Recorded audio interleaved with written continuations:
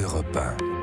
Il est 8h15. Patrick Cohen, vous recevez ce matin le ministre de l'économie et des finances. Bonjour Bruno Le Maire. Bonjour Patrick Cohen. Vous ne la voyez pas, mais Hélène Kohl, notre correspondante à Berlin, est en ligne avec nous. Elle aura une question à vous poser au lendemain de votre entretien avec votre homologue allemand Altmaier et à quelques heures du rendez-vous Merkel-Macron à l'Elysée. D'abord Notre-Dame-des-Landes. Il y a eu un tour de table mercredi dernier au Conseil des ministres sur le sujet. Il y a eu un tour de table, oui. Et quelle était votre position? Vous étiez pour l'abandon de l'aéroport? Ma position, c'est que la décision qui a été prise par le Premier ministre, c'est une décision qui est sage et responsable. Oui, non mais ça je n'en doute pas. Non, mais je ne doute pas voilà, de votre sage et responsable. Votre approbation de la décision du Premier ministre, mais je vous demande votre position d'avant. Y compris pendant le Conseil des ministres, avant que la décision ne soit annoncée. D'abord, c'est une décision. Et je pense qu'on a trop temporisé sur ce dossier. L'indécision ne peut pas être une politique pour l'État. Ensuite, elle est sage parce que le Premier ministre a pris toute la mesure du sujet. Il a écouté les élus locaux, il a écouté les acteurs économiques avant de prendre sa décision. Ensuite, il y a deux choses maintenant qui, pour moi, sont prioritaires. Ce qui compte, c'est ce qui va se passer dans les semaines, les mois, les années qui viennent. La première chose, c'est le développement économique du Grand Ouest. Parce que je comprends l'inquiétude qu'il peut y avoir de la part des acteurs économiques, des chambres de commerce, des PME. Comment est-ce qu'on va se développer économiquement? Il y a des engagements qui ont été pris sur le développement de Nantes Atlantique, sur le développement de lignes ferroviaires, sur la liaison avec Charles de Gaulle. Ces engagements devront être tenus. Et comme ministre de l'économie, moi je suis prêt à recevoir tous les acteurs économiques de la région et je veillerai à ce que ces engagements soient tenus. Et la deuxième priorité, et là pour le coup c'est une urgence, c'est que le droit soit respecté.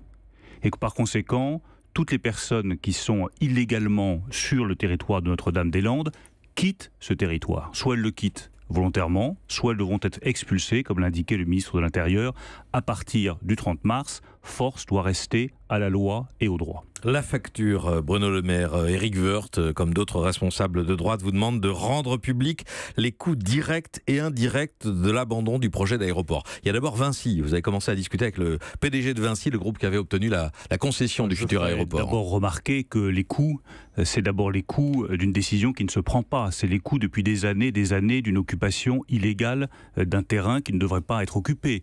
Les coûts, c'est construire une infrastructure sans avoir la certitude d'aller jusqu'au bout parce qu'il y a des oppositions qui sont trop fortes. Ça, c'est des coûts qui, pour le coup, sont vertigineux. Et la décision qui a été prise permet d'éviter de s'engager dans cette impasse-là. Oui, mais ensuite, il y a le concret. Il faut indemniser, mais ça c'est très concret, il faut indemniser Vinci. J'ai reçu hier avec Elisabeth Borne, la ministre des Transports, le président de Vinci, Xavier Huillard. Nous avons commencé les discussions avec Vinci. Et moi, je suis convaincu, à l'issue de cette première discussion, le reste sera suivi par Elisabeth Borne, celle qui est en charge du dossier. Je suis convaincu que nous trouverons un accord dans l'intérêt des deux parties, de Vinci et de l'État. Ce sera une négociation de gré à gré, c'est-à-dire que vous n'appliquerez pas la formule exacte mathématique et celle dans la concession. Je pense qu'on peut trouver un accord de bonne entente entre Vinci et l'État. Les discussions hier ont été très constructives avec le président de Vinci, donc j'ai bon espoir que nous trouvons un accord en bonne intelligence avec Vinci, et que par conséquent la facture, parce que c'est mon objectif comme ministre des Finances, sera la plus réduite possible pour le contribuable. Loin des 300 ou 350 millions d'euros évoqués par les médiateurs de Notre-Dame-des-Landes. Loin des chiffres que j'entends ici ou là, qui sont assez fantaisistes les uns et les autres. Ils ne sont pas autour de la table de négociation, ils ne connaissent pas les chiffres. Donc évitons d'avancer des chiffres fantaisistes. Parce que Vinci a aussi des intérêts dans les infrastructures existantes, et notamment Nantes Atlantique, évidemment. Est-ce que Vinci va conserver la concession de cet actuel aéroport ou est-ce que le gouvernement va lancer un appel d'offres ? Aucune décision n'a été prise pour le moment. Ce que je constate, on discute, tout est sur la table pour trouver une fois encore un accord de gré à gré en bonne intelligence qui réduise le plus possible la facture pour le contribuable. L'agrandissement de Rennes aussi, Rennes-Saint-Jacques, ça a été promis. Agrandissement de Rennes, agrandissement de Nantes Atlantique, développement des liaisons ferroviaires, tout ce qui permet compensation promise aux communes, se développer. Aux communes autour de l'aéroport de Nantes. Tout ça, comme ministre de l'économie, j'y veillerai personnellement. D'abord parce que je suis attaché à cette région. J'avais eu l'occasion de rencontrer les élus à plusieurs reprises. Il y a effectivement une grande interrogation sur l'enclavement d'une partie de la Bretagne. Je connais ces préoccupations et nous allons y répondre. Bon, et vous publierez les comptes comme le demande Éric Woerth. Mais on publiera de manière très transparente le résultat de la négociation avec Vinci. Il n'y a pas de doute là-dessus. La transparence, elle fait partie de mon ADN et de ce qui était mon action comme ministre de l'économie et des finances depuis le début. Un dossier industriel à présent, Bruno Le Maire, celui de Bosch, près de Rodez, 1600 salariés. C'est le premier employeur privé de l'Aveyron. Une usine spécialisée dans le diesel, dont les syndicats craignent la fermeture, ou en tout cas de très fortes réductions d'emplois. N'est-ce pas le risque d'un nouveau GMS? Je comprends leurs inquiétudes. Et les syndicats ont été reçus à Bercy il y a quelques jours. Je comprends leurs inquiétudes parce qu'on voit bien que la filière diesel, elle est en pleine révolution. C'est 12 000 emplois directs en France. C'est absolument considérable. L'usine de Bosch à Rodez, c'est l'une des plus importantes, 1600 emplois. Moi, je verrai lundi, dans le cadre du sommet de l'attractivité qu'a organisé le président de la République à Versailles, le président de Bosch. Je vais en discuter longuement avec lui. Et je vais lui faire 2 demandes. La première, c'est qu'il fasse un nouvel investissement sur l'une des 2 lignes de production qu'il y a à Bosch, à Rodez. Ce qui pour l'instant n'est pas prévu. Pour l'instant, ce n'est pas prévu, mais je souhaite que le président de Bosch prenne une décision claire sur un nouvel investissement sur une des 2 lignes de production.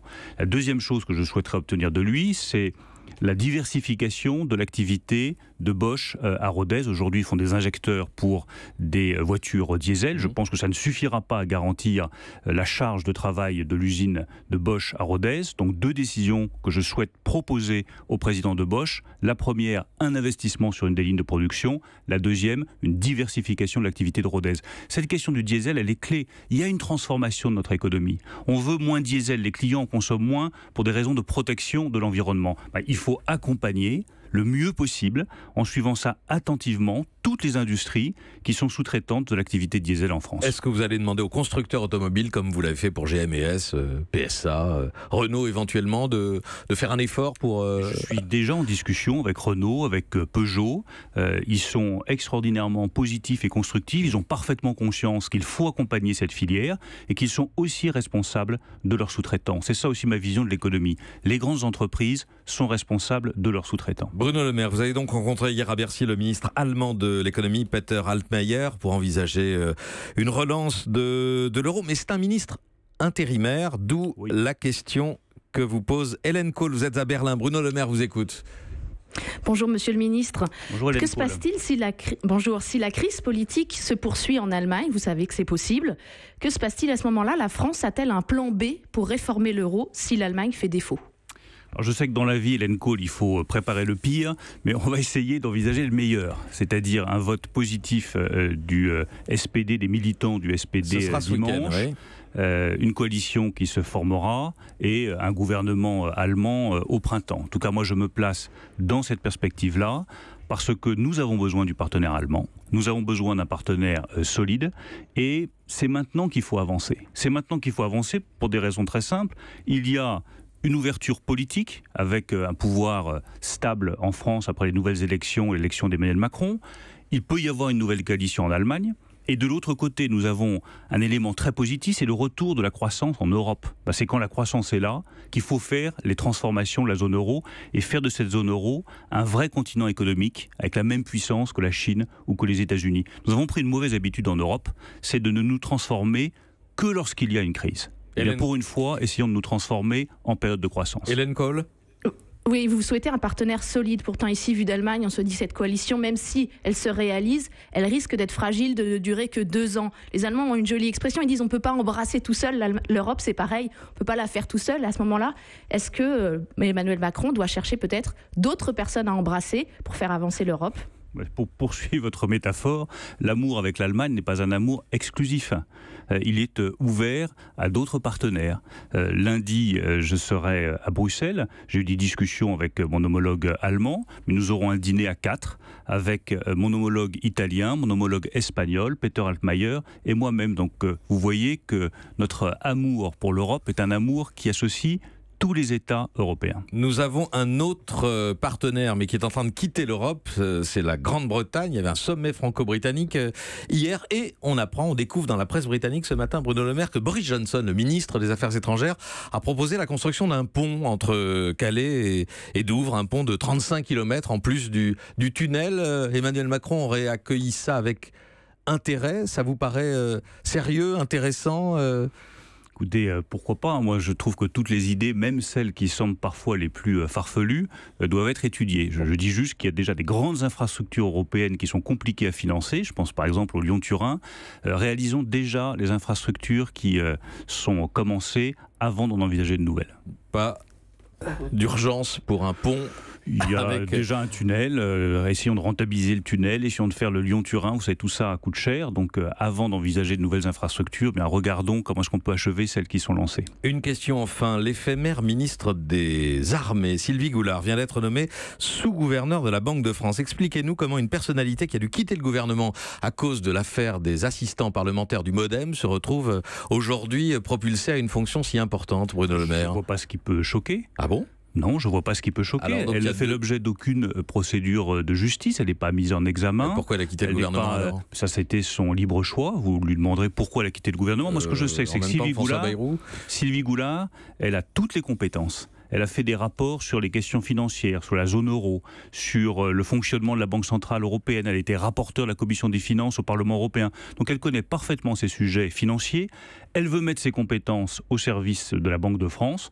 Tant mieux, je pense qu'elle sera très utile à ce poste. Il n'est pas banal, vous le savez, qu'une personnalité politique soit nommée à ce poste-là, compte tenu des règles d'indépendance de la Banque de France. De manière générale, nous sommes dans une époque qui n'est pas banale, à tout point de vue. Alors dans ce cas-là, on s'affranchit des règles, c'est cela? Non, c'est pas les règles sont rigoureusement respectées. Si elle avait eu un problème avec la justice, une condamnation, une mise en examen, les choses auraient été très différentes à mes yeux, puisque c'est le ministre des Finances qui nomme à cette fonction-là. C'est pas le cas, et sauf qu'en plus Sylvie Goulard est une femme compétente. Il y a tout de même une enquête préliminaire. Merci Bruno Le Maire, ministre de l'économie, d'être venu ce matin au micro d'Europe 1. Europe 1.